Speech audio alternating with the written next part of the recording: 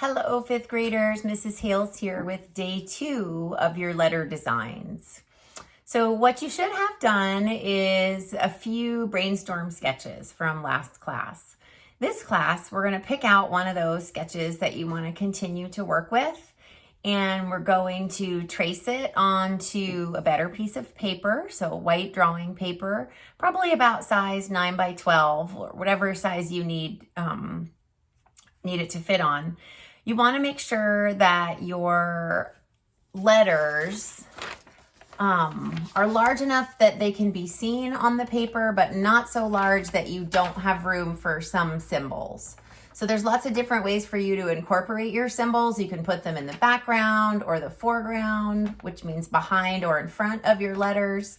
You can incorporate them in your letters like I did, or you can incorporate them in the space that your letters don't take up. That's called the negative space. So the space in between where your letters are. So in the case of the H, that would be this space. In the case of the B, this would be the negative space. And of course, all this space around your letters before you get to the edge of your paper is called the negative space too. Anything that your design doesn't take up is called the negative space. So you can put your symbols anywhere in the negative space. Now, let's talk about what kind of symbols you can use.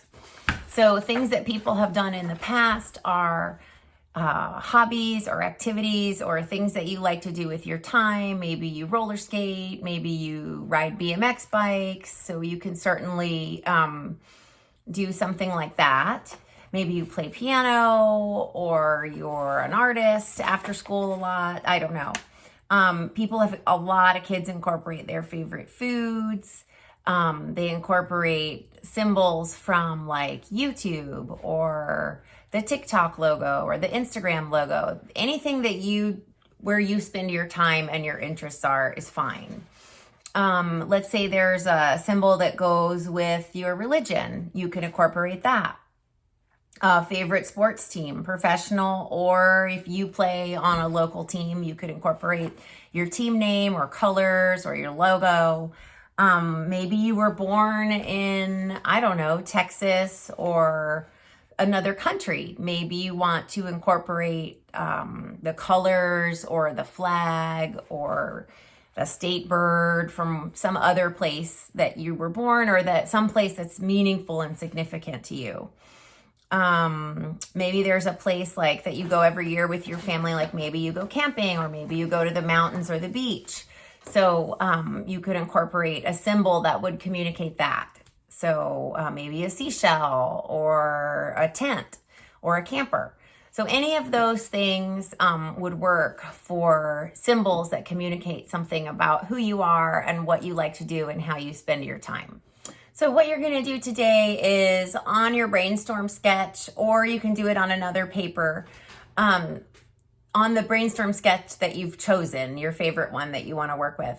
You're going to start drawing some of those symbols and figure out where you want to put them in your composition. So for example, back to my example, I could have put the pencil down here and I could have put the paintbrush up here. I could have put them on either side this way.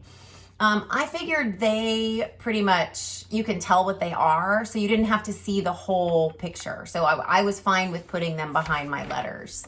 Let's say you want to put a baseball in your picture. This would be a great place to put a baseball, resting inside here, maybe leaning on the B. You don't even have to see all the baseball. And then you could put a bat. You could have your letters resting on a bat.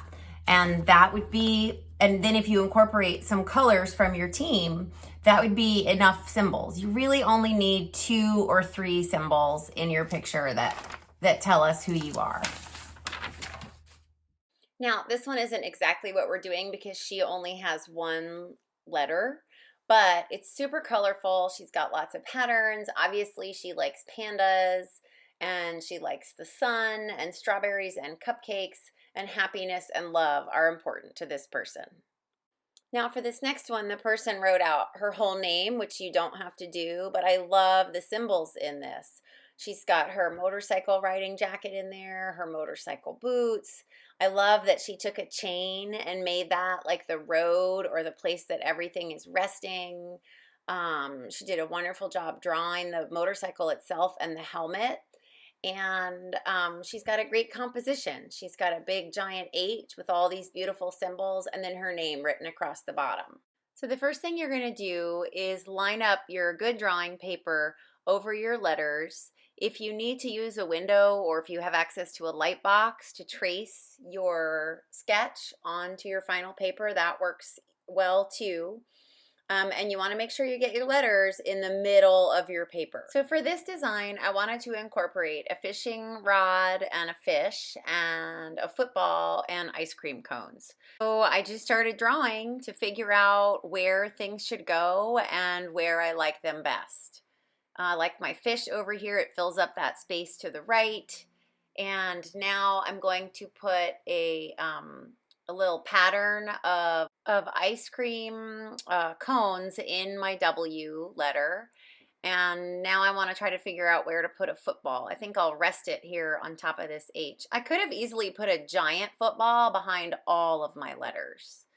I like where everything is, so I am going to trace all my pencil lines with Sharpie, or you can use black crayon. What are the art elements that we are using in this letter design project? So far, we've definitely used line and shape. If you have 3D letters, you've used form. We've used space.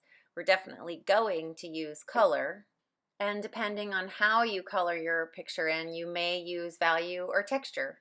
All right, so let's review what we're doing today, fifth graders. Today, we are narrowing down our brainstorm sketches into one final design using pencil and decent 9 by 12 inch white drawing paper. You're gonna trace or you can redraw your final design onto that decent white paper.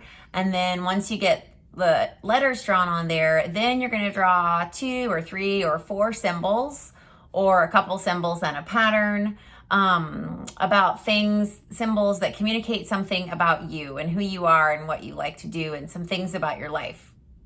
Once you get that done, if you have time, you can go over all your pencil lines with Sharpie.